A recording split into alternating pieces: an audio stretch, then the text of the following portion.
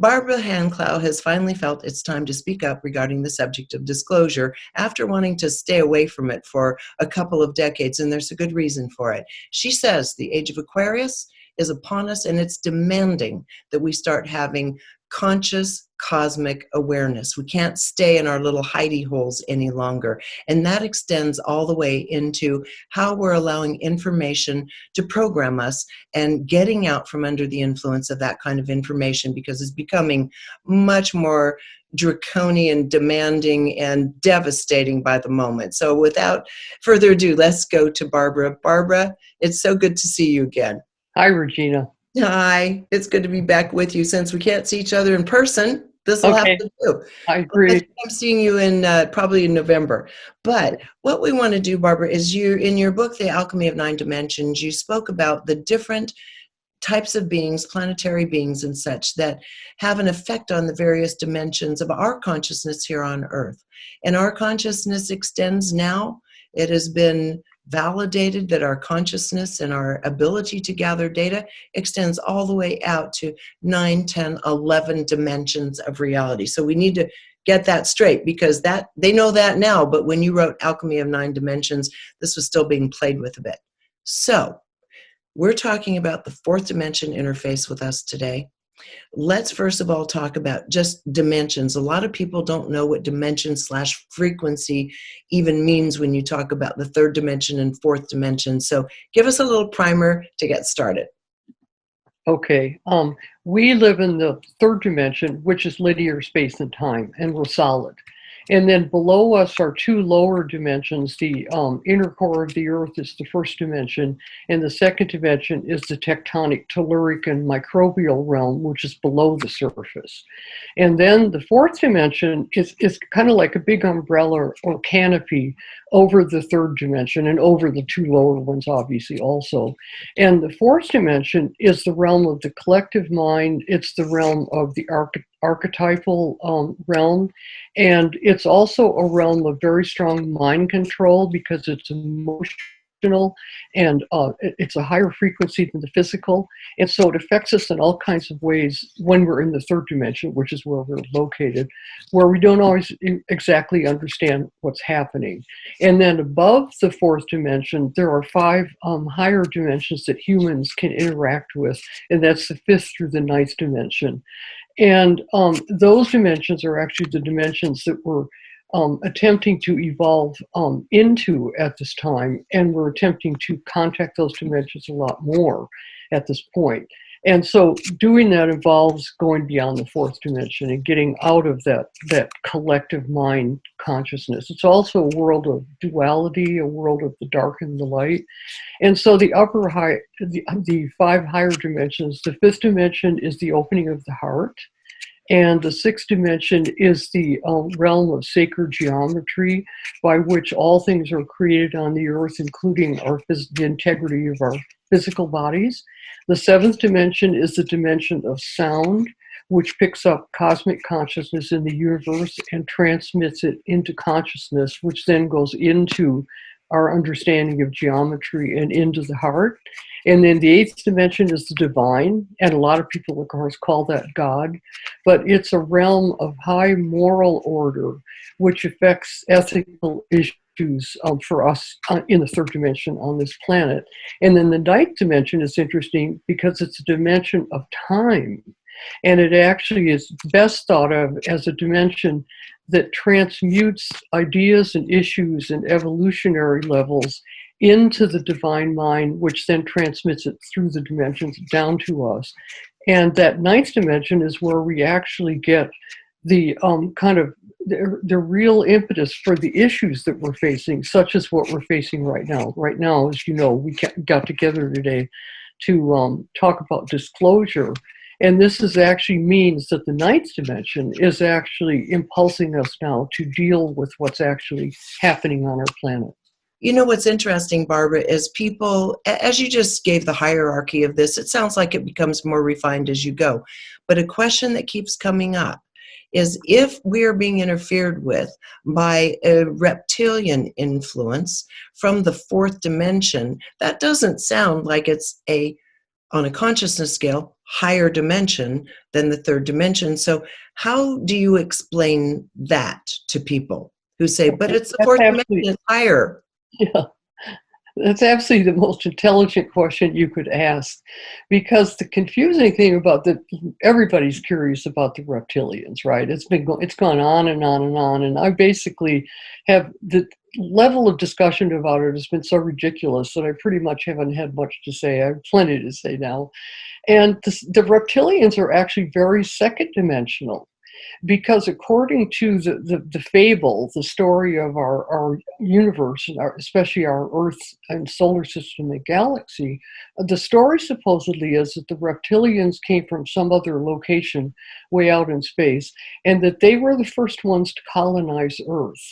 And this creates a very interesting dynamic that really needs to be discussed today regarding what's going on now, because there's a big struggle going on with the reptilians and a lot of other dimensional beings in the universe.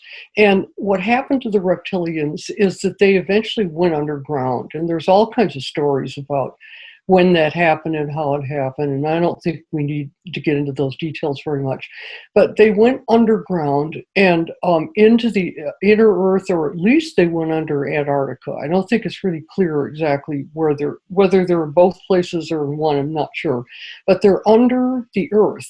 And the interesting thing about that is that it means that they're operating very second dimensionally as well as fourth dimensionally, because they are grand beings. These are beings of consciousness, just as we are. The issue with them is they're very stuck in fourth dimensional consciousness. They're very stuck in a struggle between dark and light and good and evil. And they've tended to have a very negative influence on many, many people on this planet, because a lot of us are actually kind of beyond that duality, and we've resolved a lot of those issues that block us emotionally and throw us into the dark and the light. And so we're actually working from the heart, and we're working from these higher levels. And so now we're into a great big struggle with being trapped by this fourth dimensional good and evil conflict, as well as the issue of the second dimension affecting us. So Barbara, in this, you have commented that this 4D interference can affect us more on a mass scale, while it doesn't necessarily affect our individual everyday life. So explain that a little bit to us. Yeah, that's a really good point, because not everybody in the third dimension is being affected by reptilian mind control and reptilian violence and negativity and all that. All of us have the ability to be in the heart and to work very carefully in our lives to live ethically and to make good choices. And if you live that way, you really aren't prone to fourth dimensional mind control and negative influences.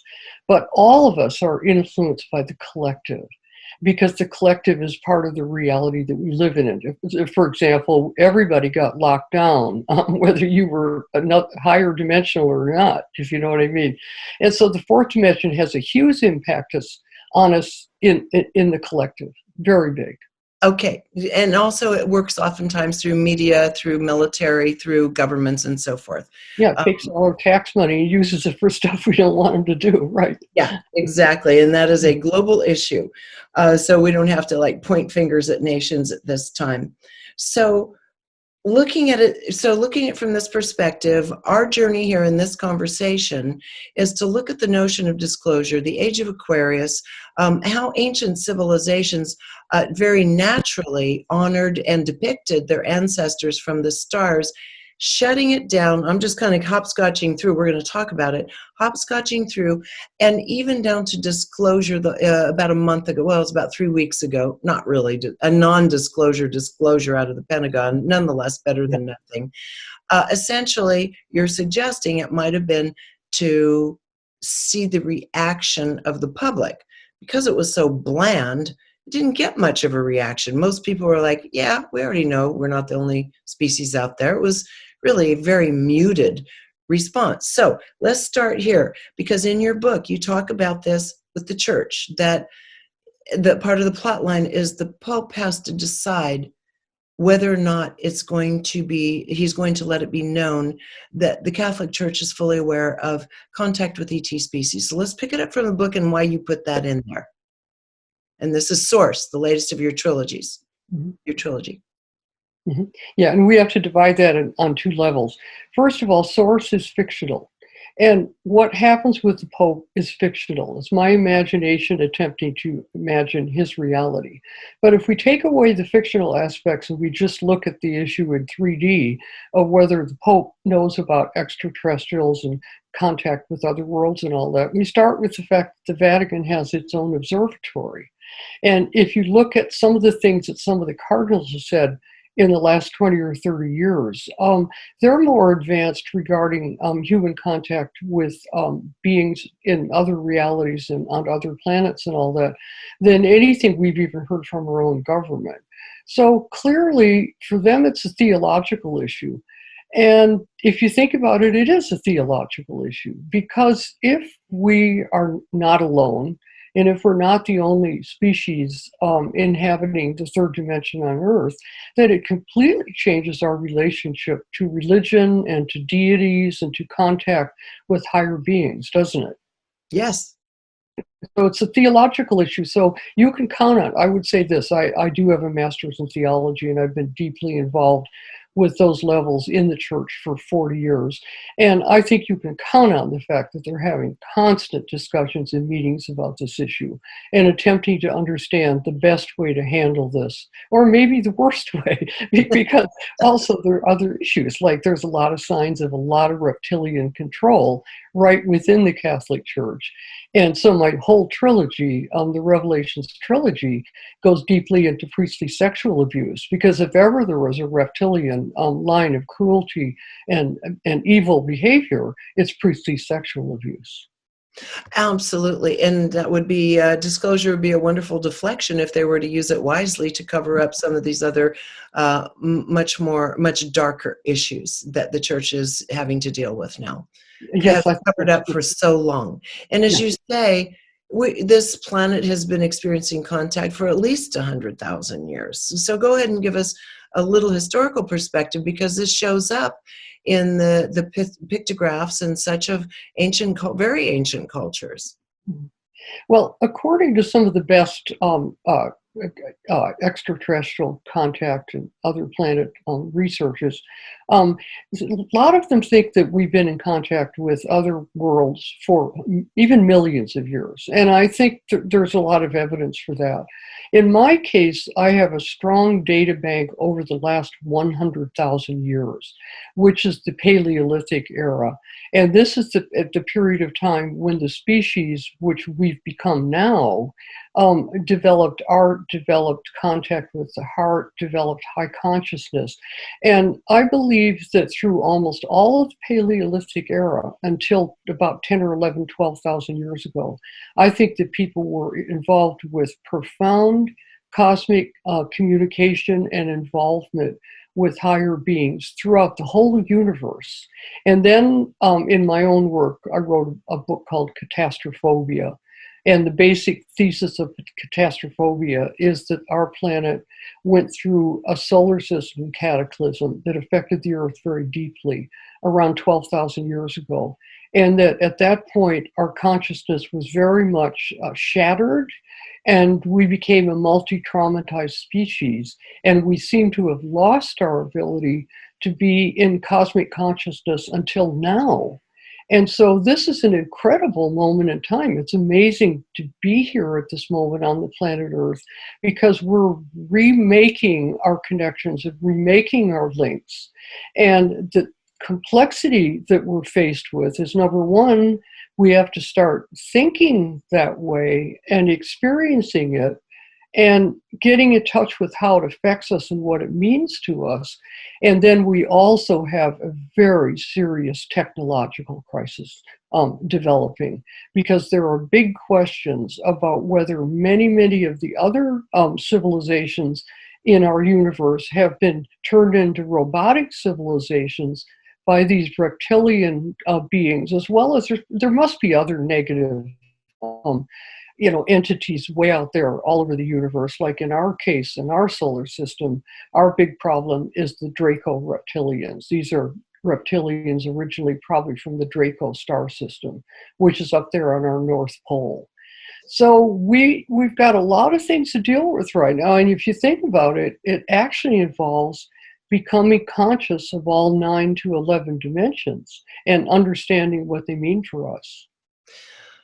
Yes, and in this, as you're talking about religion, you mentioned in a note to me some recent comments by the former NASA astronaut Joe Allen that were really kind of set you off on this, which he's not the only one saying. It's quite interesting. You just brought up a couple topics, and then this one bridges it, and that is the notion of people needing the religions becoming fragile, cracking, and the revelatory information about the dark side of the religions on this planet. That's done. This is revelation, so to speak. And then looking at this rise of this technological age, which is leading to AI, which I think concerns most of us. How far is that going to go beyond our positive uses for humanity as individuals? And Joe Allen was kind of he was bridging that, saying where there's a void, there needs to be something we can put our faith in, look up to, put above ourselves, because we have been created over the last 12,000 years to put others above us in terms of guidance, whether it's the Anunnaki, Old Testament, or whatnot. So how does this come together in Joe Allen's mind? And then I know you can hark back to Carl Jung as well. And starting to look at this disclosure as a newly emerging religion bridging with technology. Yeah, well, it really did set me off because he seems to be, and I don't know him, all I've been able to do is read him, but he seems to be really worried that as the religions collapse, which they definitely are, that then the next thing that will happen will be that the extraterrestrial gods will become our gods, as they did like with the Anunnaki in 4000 BC in Sumeria, for example. Basis of the Old Testament. Yeah, the Sumerian, the people's adoption of the Anunnaki as gods, then created Sumerian and Babylonian religions. Then that evolved, that rolled into Judaism, and that rolled into Christianity and Islam. And so it's a whole long lineage. And so he seems to be really worried that that's what's going to happen now. And I have a completely kind of opposite take on it, although I agree with his concern. My take on it would be that for 100,000 years, as far as I can tell, or maybe millions of years, we have been cosmic and we have been multidimensional. And therefore, through most of our cellular memory, we would have a profound, deep comprehension that the fourth dimension is only one dimension. And the eighth dimension, by the way, is the dimension of God and the divine. And we would understand that that dimension simply has to do with helping us create ethical relationships with everybody in the universe. And it's not about being controlled by something superior to us. So if we can just open our natural multidimensional consciousness, and Regina, I'm sure that this is possible because the latest research on the human brain that was really flooding in 2015, and then it was so revolutionary that it's like a lot of big data banks that show up, often things are suppressed. And what I'm referring to is the Blue Brain Project. And I haven't even been able to get very much information on it because it's so suppressed. But the Blue Brain Project actually created computer topological maps of 9 dimensions in the human brain. And each one of these 9 dimensions has a different topological map. Now, what's topology? Topology is a mathematical way to deal with the geometry of shapes. And so it deals with spheres, it deals with curvical surfaces, deals with parabolas, all those kinds of things. Very complicated form of mathematics. And by using that form of mathematics, they actually have been able to show what the brain registers from a geometrical point of view in all 9 dimensions. When that came in, I flipped out, because that is telling us that our brains are wired to read the 9 dimensions of consciousness that I described in Alchemy of 9 Dimensions. In other words, that's how our brains work. That's how frequencies function. And so as this opens up, no matter how intense it is, we have the brain structure and apparatus to access that. And therefore, I think we will. I agree with you, Barbara. And you can already see this in our daily lives. You can see people around you, around us, and you can surmise almost what dimension they're most strongly relating to in terms of actually behavior, even behavior. You can tell by the way someone feels and the way in which they speak. You can tell that they're actually resonating from one dimension or another. And I love the way you put it. That was so clear and beautiful. And I'm really glad that you brought the Blue Brain Project into it. So now looking at what you just said, you disagree with Joe Allen that people aren't going to go there because we do have these openings into other dimensional fields of information. But here on Earth, in the 3rd dimension, the military, Pentagon, and others might still be trying to foist a bit of a fear scenario on us, even fear of others, including ETs. And that was some of the information that went out there around this disclosure with the players involved is, well, they could be a threat to us. Well, they've been around forever. They haven't done anything to us that way yet. So this is the divide in the UFO community and the disclosure community. You have Stephen Greer in his work saying, no, these are benevolent entities, and if we could only learn to play ball cosmically, we could all share information, technologies, consciousness. And the others saying, oh, nope, they can move faster than us. These devices, we can't meet these speeds and such yet, so they must be a threat. So let's talk about that for a moment, and then if you would please launch into a Serpo. Okay. So what question do you want to ask about? I think the first question is, we seem to have a dichotomy of people who want ETs as our potential collaborators, allies, or even saviors, and those who want to create weaponization in space to make sure they can't attack us and we can somehow remain safe. So maybe comment on that first, and then we'll go to the hidden information of Serpo. Yeah, the people who are stuck in a 4th dimensional mindset, and people who work in the military, and people who have to deal with conflict and potential war, it's pretty hard not to be pretty stuck in that mindset. Although I've been seeing some fantastic military people on CNN. Some of the military people are really going to higher levels because they're already seeing that we've hit a dead end of working with planetary politics the way we have been. And also, by the way, these military people are also the ones who actually, according to Len Kasten, the author of Serpo, according to him and according to Michael Sala and different ET investigators, supposedly our military and government have been working with the reptilians in some cases on different, in other words, there's different levels of reptilians. Some of them are really just murderous, and others are just very scientific. And so if this dialogue and encounter stays at the 4th dimensional level, there is a tremendous risk that people are going to just get trapped into feeling like they have to defend themselves. Then I would say that the logical step anybody ought to go to is, can somebody show me some signs that the military has been doing anything to defend me? Can we take a look at what happened with the creation of the hydrogen bomb and what the Americans did to the Japanese? And so what's happening within the military itself is and this is interesting, Regina, because many people who have been visited by extraterrestrials say that the main reason the extraterrestrials who visit them say they're here is to get us to stop nuclear technology. They say that the nuclear technology on the planet Earth could literally destroy the universe. And so there's, this is a wide spectrum on who people want to relate to. I can't say that I'm all that anxious to relate to a whole bunch of extraterrestrials, but if they should appear and if I need to have a meeting with them, I'll do that willingly. And I think that's another issue altogether. Maybe some of us have to be more comfortable with the fact that we have our dimension and our world here.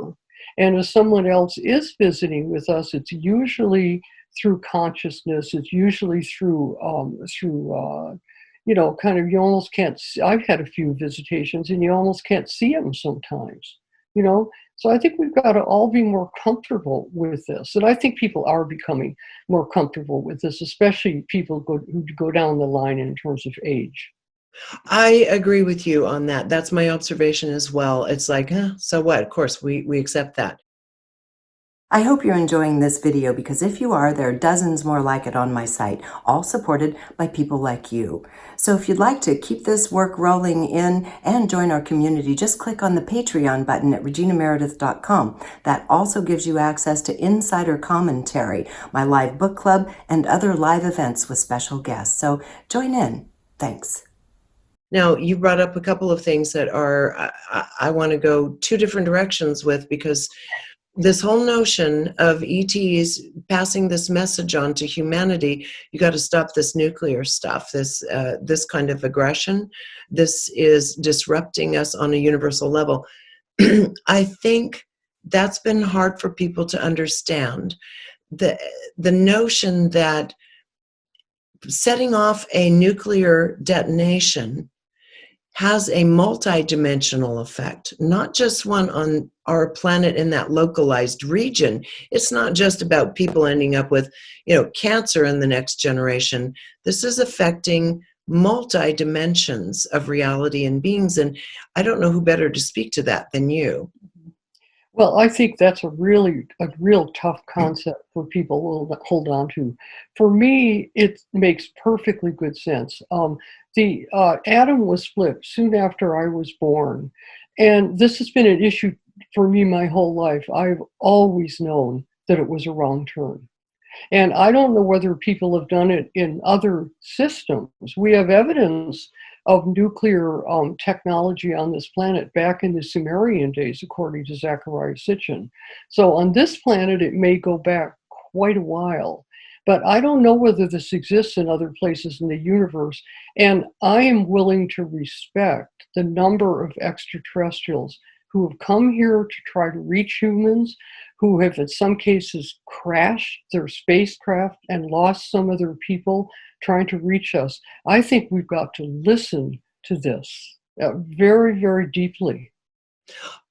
I agree with you. And I just not long ago interviewed Jacques Vallée and Paolo Harris on this exact issue of that crash in New Mexico that followed 1 month after the first nuclear detonation in Trinity, New Mexico. And it appears that the ETs have been showing up all around the planet over military bases since then. That's really what kicked it all off, and issuing these warnings, as you say. Now, going back, I just want to interject that when that crash in Roswell, the main crash, one of them survived for 4 years and was in communication and interviewed with people in the military, where that being shared a tremendous amount of love and concern and information for people who want to get into this. It's fascinating what that being had to tell people in the military. But what's even more fascinating, of course, is the journey to Serpo. That is by far the what, hon? The journey to Serpo. The journey to Serpo. We're going to go into that. Yeah, now. What sources did you use regarding the interviews they had with that ET from Roswell? Where is that information? Because people want to start digging into this. Yeah, and I'm not that well read in this area, by the way, so I've only found a few, and the two best ones for me have been Michael Kasten's books, Len Kasten. Leonard Kasten's book, and then Michael Sala. And those have been the two best sources for that issue. And then, as I understand it, there are hundreds of books about Roswell and what happened with Roswell. So it's a question of whether somebody's curious about that or not. So, Barbara, you have mentioned that if the Pentagon floated this information out, and humanity went into a fearful response that this could perpetuate the response we've had in the patriarchal society of Pisces in through for 2,000 years, in through the age of Aquarius, because we're not meeting it and handling it in the correct way right now. What do you mean by that? Well, I think the way it's going may not be all that incorrect. One of the things Len Kasten has done in his books in a really fabulous way he's shown a series of people who were fed information by the military and by the government, such as Steven Spielberg, Steven Spielberg, once he got the story of Serpo, which we're going to talk about, then he made a film called Close Encounters of the Third Kind. And this is a very important film because it really impacted millions and millions of people. And what goes on in Close Encounters of the Third Kind is actually a real story. It's a true story. And when I saw it, I recognized that it was a true story. And my husband actually got really mad with me because he thought I was completely nuts to think it was a real story. But I knew it was a real story. I could tell. And Spielberg did that in such a powerful way that a lot of people could feel that that's a real story. Yes. So we actually all of us actually have more understanding of how this is actually exists out there and how this works out there than we realize. I think what most people are lacking is a good comprehension of what the military-industrial complex and corporations and the Nazis have been doing with the reptilians. And that's the really hard data bank for our governments and for the military, because the truth of it is, our governments and military have been deeply involved since the 1930s with the reptilians and with building technologies, bases on the moon, bases on Mars. And we've been lied to. Our tax dollars have been taken in order to fund all of these black military projects. And it's really hard for somebody to disclose that they've been lying, the governments have been lying for 70 or 80 years, and yet that's the basic upshot of this thing. So the reason I'm so fascinated with Len Kasten's book about Serpo, called The Journey to Serpo, is because I think that that is a compelling story and is a very, very good way to start. I agree with you. Yeah, I know. That book, I interviewed him a few years ago on that book, and I found the story fascinating. Of course, because we're in this age of information, misinformation, and disinformation, no one knows what to believe anymore. So you really have to go that's right. on your own discernment. Yeah, this is a really rough field to try to establish any kind of possible. It really is, but it's a fascinating book. Talk about why it struck you so deeply. Yeah. So, well, it strikes me so deeply. Let me just put the story in quickly. If you go back to Close Encounters of the Third Kind, you see 12 astronauts dressed in orange or yellow suits who are on the verge of, entering into this huge, huge spaceship that's going to take off. Well, it turns out that we started communicating with beings from Serpo, and they're called Ebens.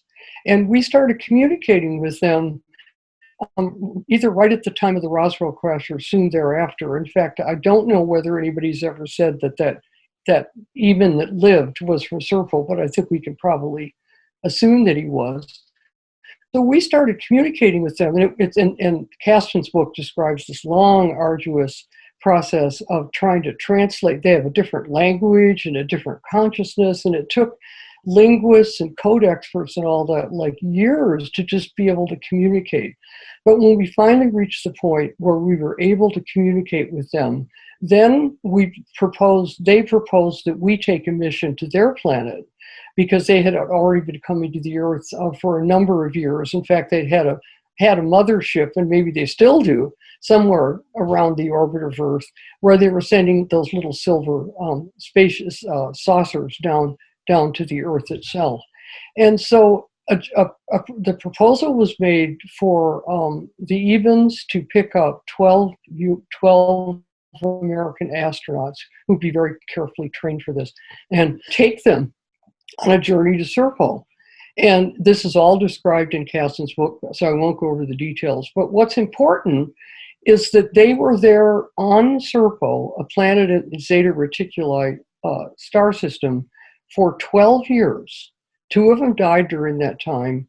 3 of them decided to stay, and the other ones came back and had their minds wiped, which is an Army technique for wiping people's memory data banks.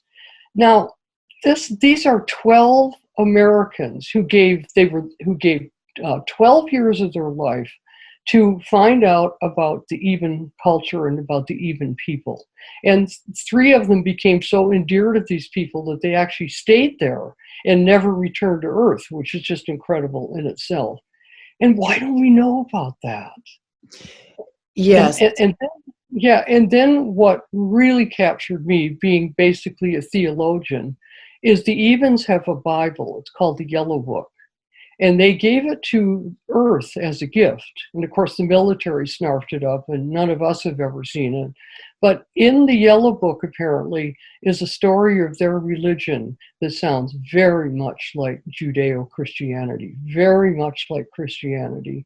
And so, intuitively, as an artist, in writing Source, which is my 3rd book in my trilogy, I headed down that direction with a Jesuit priest who thought that Jesus was from an extraterrestrial source.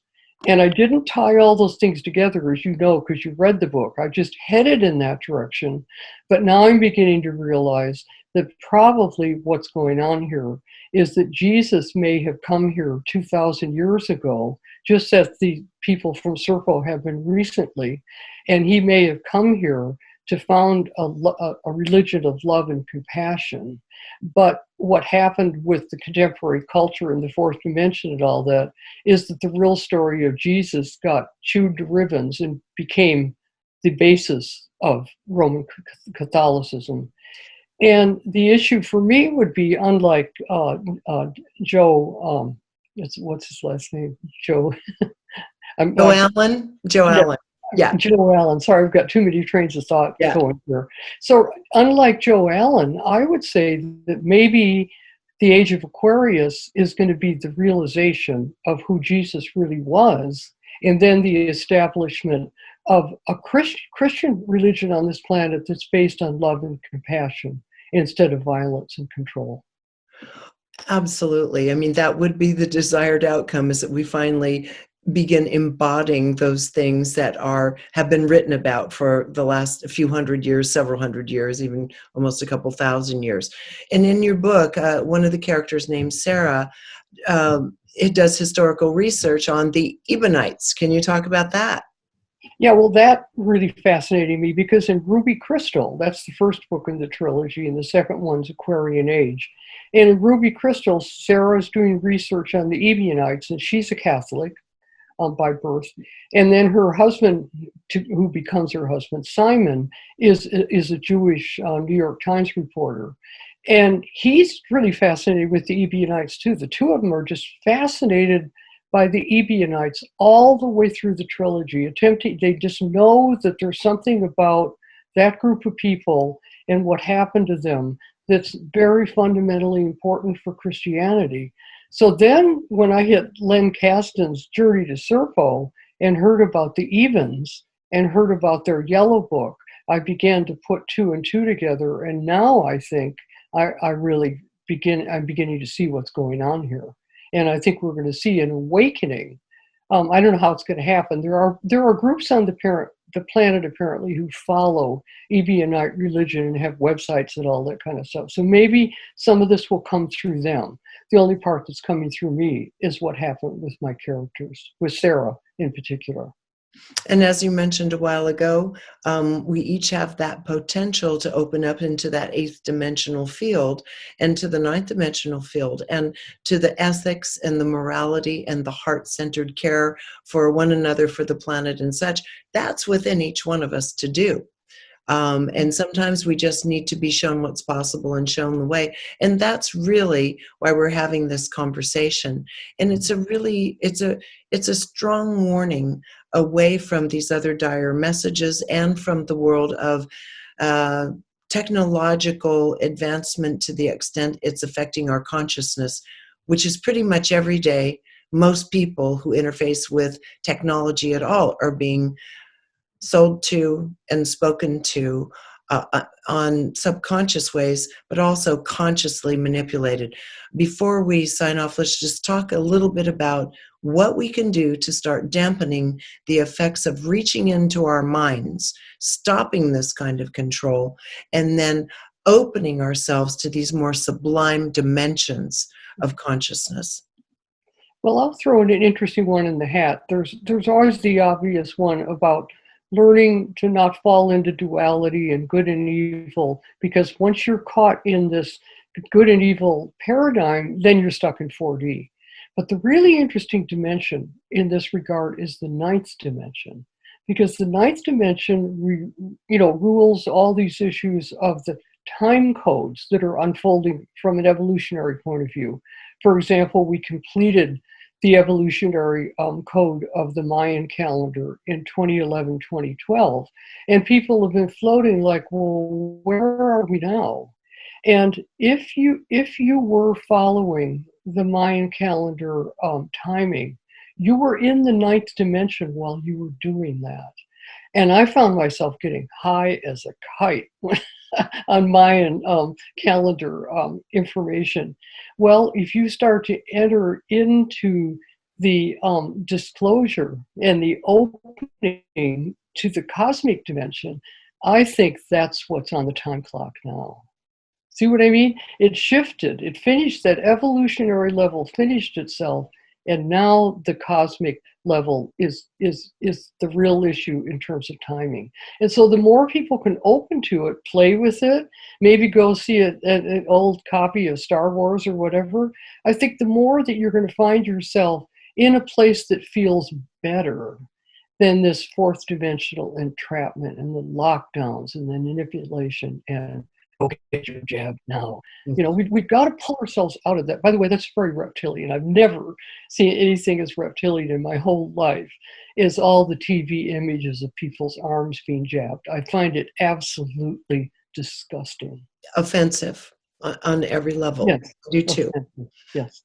So Barbara, I love where you're coming from on this. We all have the ability to do this. I'd even like to say, in fact, I think tonight our little family will watch Close Encounters of the Third Kind again, and also Jacques Vallée, who co-authored Trinity with Paula Harris, and talking about all of this, and even on a more political and governmental level, down to the meeting of the young witnesses in New Mexico in the day, 1945.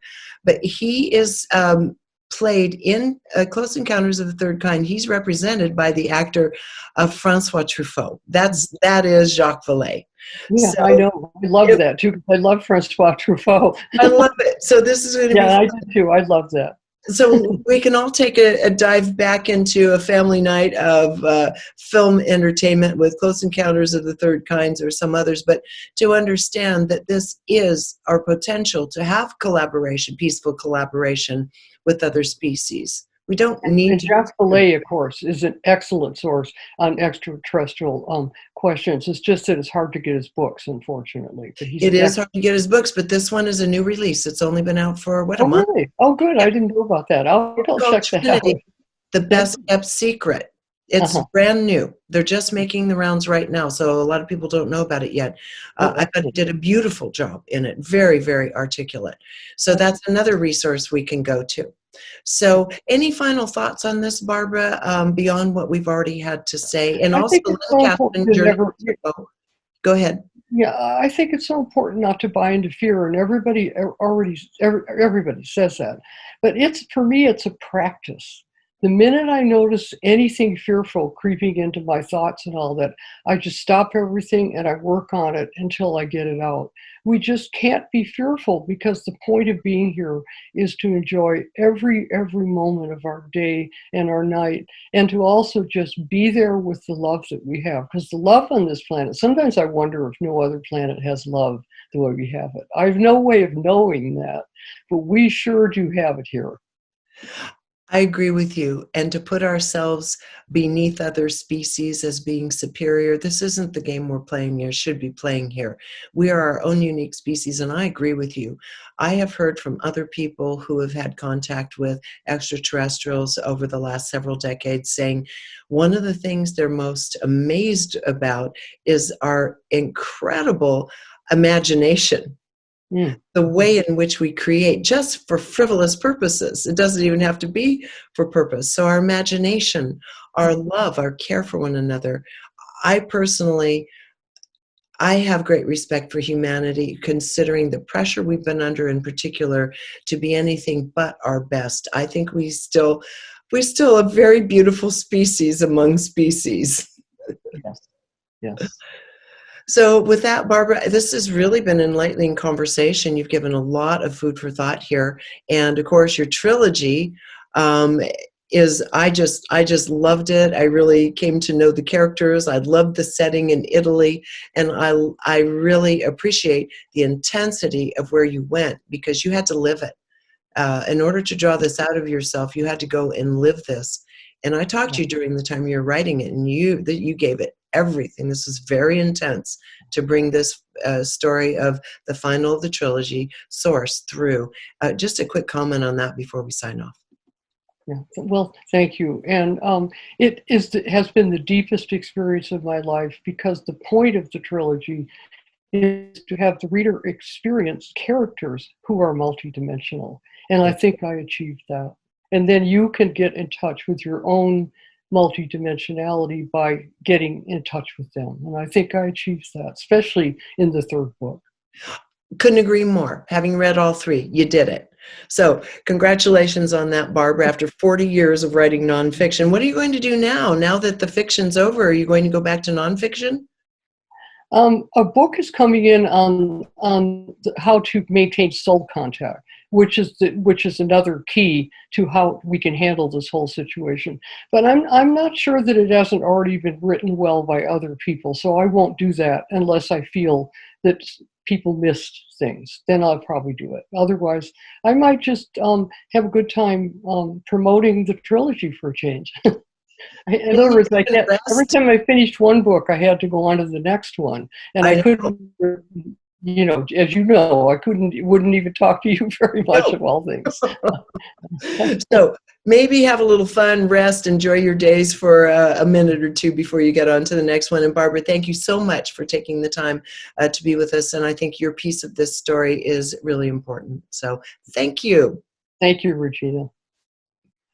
Okay, again, everybody, you can go to handclow2012.com to see some of Barbara's more recent articles and see some of the videos and what she's up to. You can also pick up her books at amazon.com, including the trilogy. Until next time, thank you for joining us here on reginameredith.com.